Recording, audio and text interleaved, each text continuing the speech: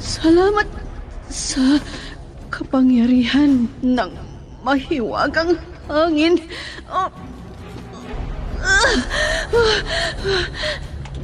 Nandito na ako sa kuweba. Aray ko! Manganganak na ako!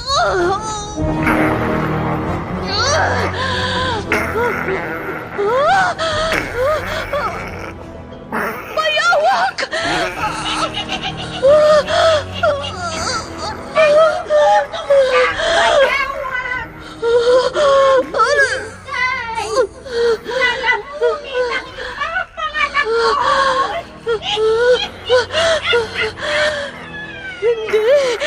Hindi ko ipahihintulot. Bathala ng hangin! Iligtas mo ang lahi mo!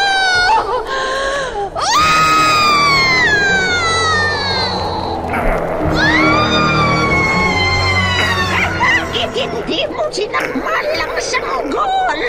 Ikaw, bayawak! Immortal.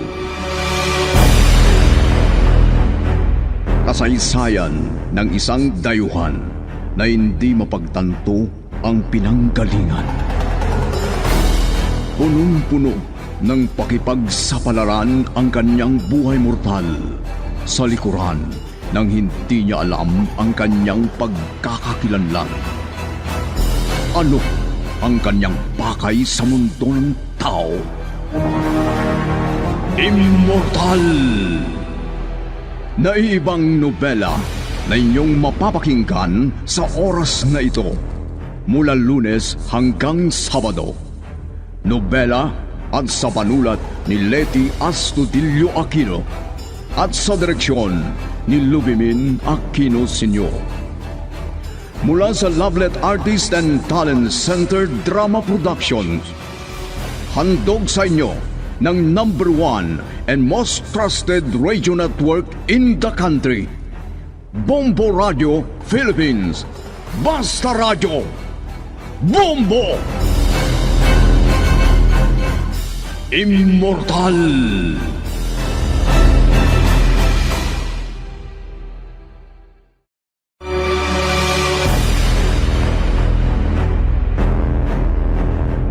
Ang nakaraan, hindi maalis sa isip ni Artemio ang nakita niya kay Marlon. Ang lugar na tila isang resort sa paanan ng bundok noong magpalipad sila ng helicopter. Samantala sa farm naman, patuloy sa trabaho si Ador. Napunta siya sa kinaroroonan ng mga unggoy. Nakita niyang natapon ang sisidlang pinag-iinuman ng mga ito. Kaya pumasok siya upang lagyan ng tubig. Ngunit paglapit niya, biglang nagsilundagan ang mga unggoy sa kanya. Kinamot at kinagat siya. Ayon kay Jabla, gutom daw ang mga ito. Sa gitna ng kaguluhan, dumating si Gadon sa farm. At ngayon, pakinggan niyo ang pagpapatuloy ng nobelang pinamagatang Immortal. May espesyal akong sasakyan sa garahe. Iyon ang ipamimigay ko sa kanya. Ha? Yung helicopter, sir? Hindi. Sabi ko nga espesyal na sasakyan. Aba, siguradong matutuwa si Amar doon, sir. Oo. At hindi lang siya ang sasakay. Kasama natin si Riani at Ivana. Ayos yan, sir. Pero Marlon, baka mamaya parang panaginip lang ang lahat sa'yo. Ano po ang ibig nung sabihin? Wala. Pero baka kasi sobrang saya nyo. Hindi nyo na napansin kung tutupang nangyayari o panaginip na lang. Ha? Anong klaseng sasakyan ba yun, sir? Basta espesyal. Baka nakita mo na yan minsan, pero baka sa panaginip mo lang.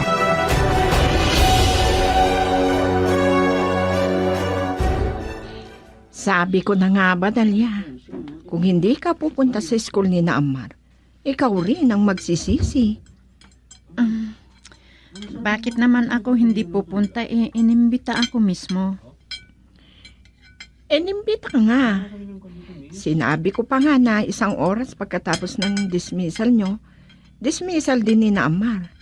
Kaya sabi ko, sumama ka para sabay tayong sasakay. Oo nga. Ayos din. Libre merienda. Tapos, libre sakay pa. Minsan lang naman to. Minsan lang. Parang madalas na rin Ha? Oo nga. Madalas na akong sumasama sa inyo sa school nila. Baka isipin pa nila na nililigawan mo ako. Aba, magtatapos ka rin naman. Hindi mo na mapipigilan ng paglipas ng panahon. Oo naman. Pero, parang nahihiya pa rin ako. Kahit tumutulong ako rito. Parang hindi pa rin ako sanay na pinapansin ni Sir Artemio. Lagi niya akong pinapatawag. Baka gusto lang niya. Ikaw ang makita para ipakita ang plano niyang negosyo.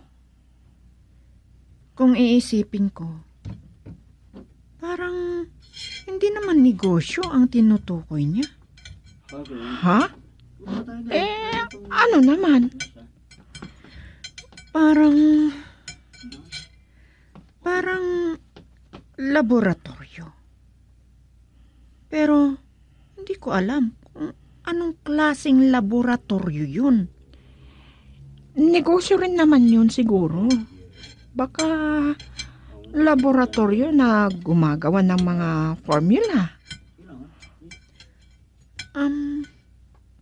Ganun ba? Oo, baka ganun.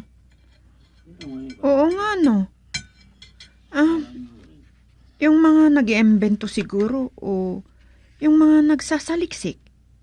Ay, ang galing naman. Magiging scientist ka na pala. Ha? Hoy, malabo yun. Ang dami ko pang kailangang matutunan bago bang nangyari yan. Pero totoo, Dalia. Tingin ko, scientist o doktor si Sir Artemio. Misteryoso talaga si Sir Artemio, ano?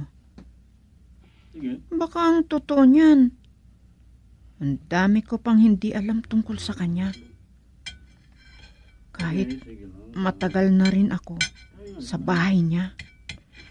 Ay, oo nga pala. Magkakaroon ng party para sa graduation ni Amar. Ha? Wow!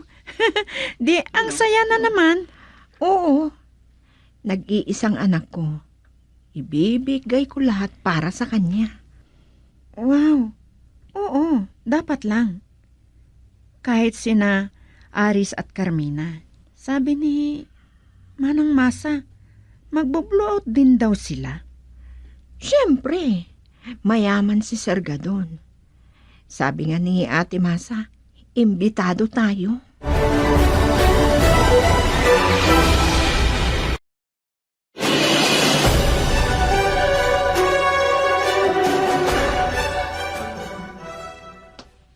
Mama, Oh, andito ka na pala, iho. ano yung sinabi niyo sa tawag? Nadisgrasya raw si Ador sa farm. Hindi natin siya matulungan dahil hindi natin alam kung saang eksaktong farm siya naroon. At hindi rin natin alam kung anong nangyari. Ano? Pupunta ka ba roon? Opo, Mama. Kailangan kong malaman kung anong nangyari kay Ador. Pero, Hindi ko rin makontak ang cellphone niya. Pati si Masa, hindi rin makontak si Ador. Baka nga may masamang nangyari. Yun nga ang problema. Maayos pa naman nung galing ako doon. Malay mo, kung pag-alis mo doon may nangyaring di mabuti. Ano ba naman yan, Mama? Puntahan natin, iho. Ako na lang. Ako na lang ang babalik doon. Sige na. Kawawa naman yung tao pag di natin matulungan.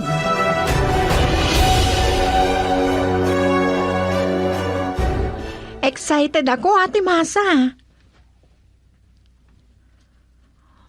Oo, alam ko, kahit ikaw, masaya ka para kay Carmina. Kahit na inaalagaan mo lang siya. Talaga?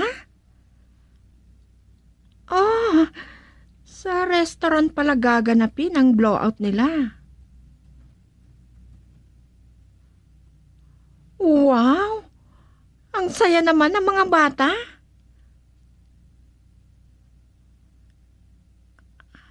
Ha? Si Amar din may blowout? Aba, syempre ate. Iba pa yung kay Ninong Artemio, sabi mo.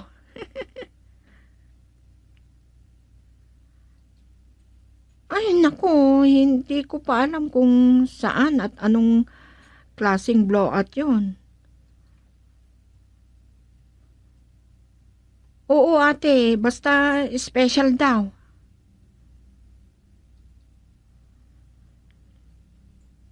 Sige na Ate Masa. Magkita na lang tayo sa graduation. Bye! Ay, hindi ko mailarawan ang saya ko. Kahit elementary pa lang si Amar. Parang college graduate kung mag-blow out.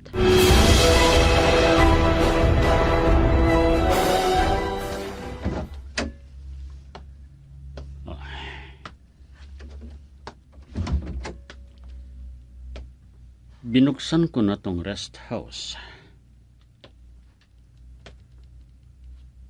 Pero,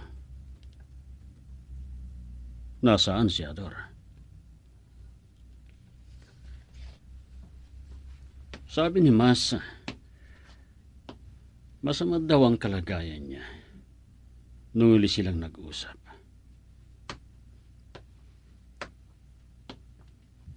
Ador? Wala siya. Saan kaya nagpunta ang taong yan? Ador! Ador!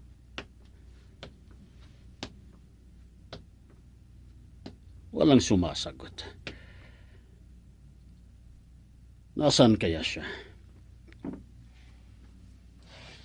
Ador! Ador! Wah, tahimik dito sa rest house. Bukas ang pinto. Pero wala namang tao.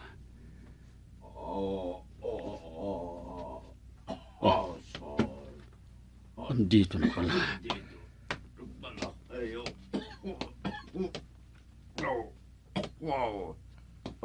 Bakit, Ador? Anong nangyari sa'yo, ha? Bakit ganyan ang titig niyo sa akin? Hindi ikaw si Ador. Ako ito, sir. Akala niyo lang hindi ako. Dahil ako nga pala, nagbago na buris ko mula nung kagatin ako ng mga unggoy. At bakit yung anak ng unggoy na nasa balikat mo? Itong baby unggoy, sisang nanggagamot sa mga sugat ko. tinanggal niya raw rabies sa mga kagat at kalmot ng mga matatandang unggoy.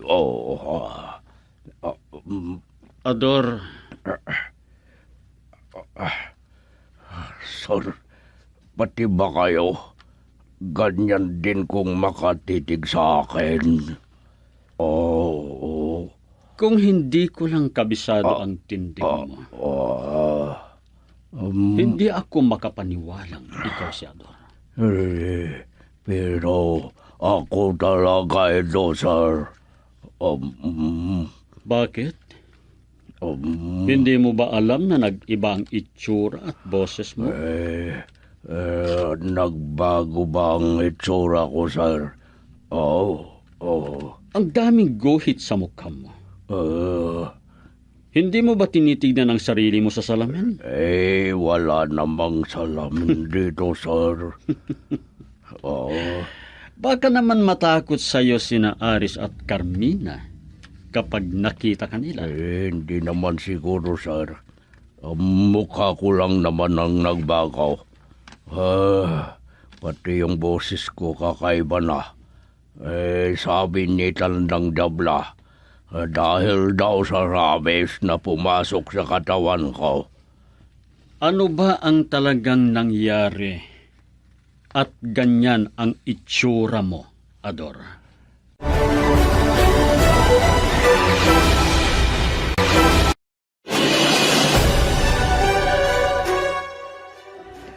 Kumusta si Ador, iho? Okay na siya, Mama. May kaunting naging problema lang sa mga alagin niya. Di dapat malaman ni Mama ang kalagayan ni Ador ngayon. Sana makapunta din siya sa blowout ng mga bata. Ha? Parang nagulat ka. Tignan natin, Mama. Kasi di pwedeng basta iwanan ang farm. Ano? Pero tignan natin kung ano ang dapat gawin. Babalikan ko siya.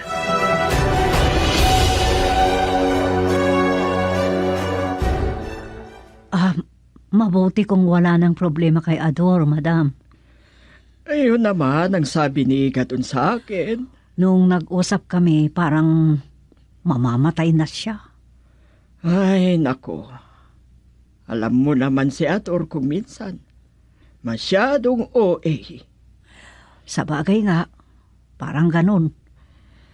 Sabi ko nga kay Gadon, kung sakali, dadalon naman sana si Ador sa blowout ng mga bata. Opo, Madam. Pero sabi ni Gadon, tignan natin kasi hindi pwedeng basta iwan ng farm.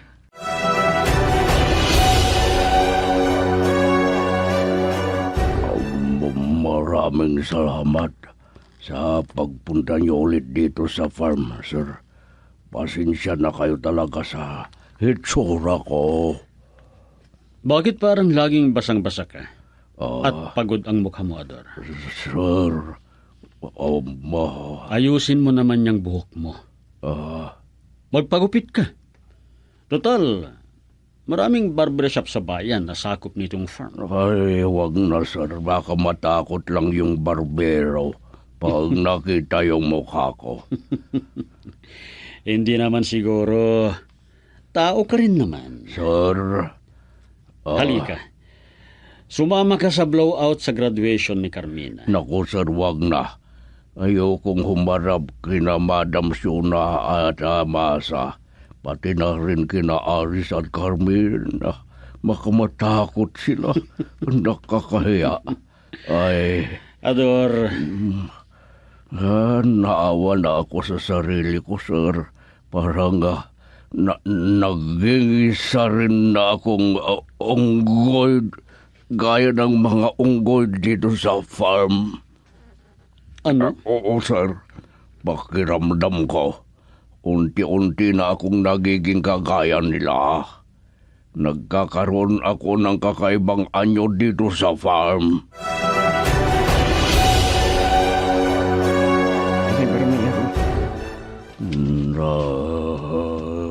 Ayun pala. Ganyan palang buhay mo, Baya. Aghintay lang ng makain mo.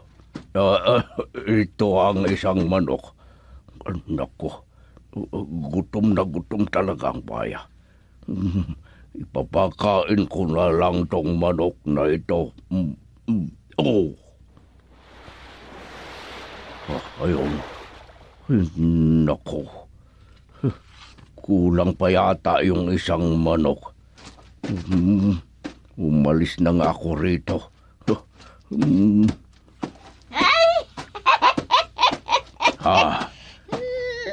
Natakot tuloy yung tao. Andyan ka pala. Matandang... nakakainis talaga. Anong nakakatawa sa'yo, Aling Diabla? Ikaw, akala mo siguro gusto kitang isama sa bahay ng buhaya, ano? Kung wala kang magandang sasabihin, umalis ka na. Nakakainit ng ulo ang matandang ito. Para malaman mo lang, kahit buksan mo pa ang bibig ng buhaya, di kanya kakagatin. Huwag. Hindi ko naman gagawin yun.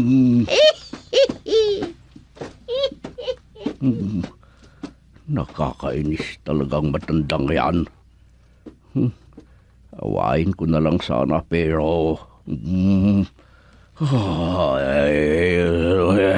nakakabaliw talaga.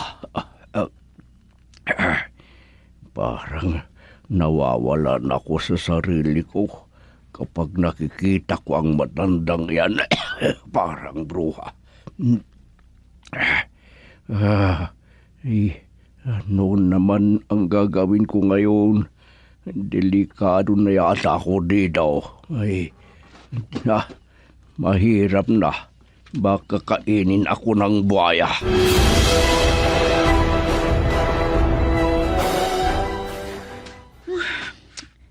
Hindi ako makatulog Kaya lalabas muna ako sa hardin para magpahangin.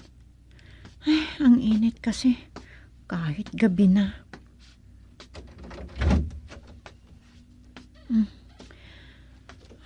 Ito na ako.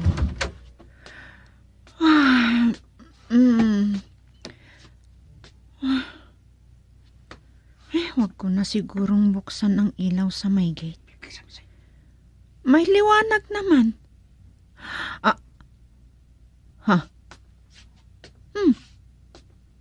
Parang may tao sa may gate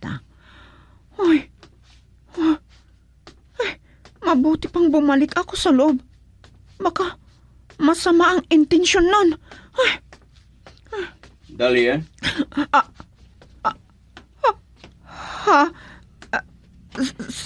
Sir Artemio pala. Nandito ka pala sa labas? Bilisan mo. Bumalik ka sa loob. Ako na ang titingin sa taong yan na nasa gate.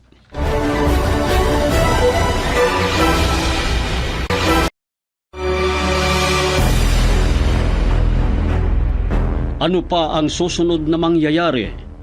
Mga kaibigan, pakinggan bukas ang karugtong ng nobelang pinamagatang Immortal.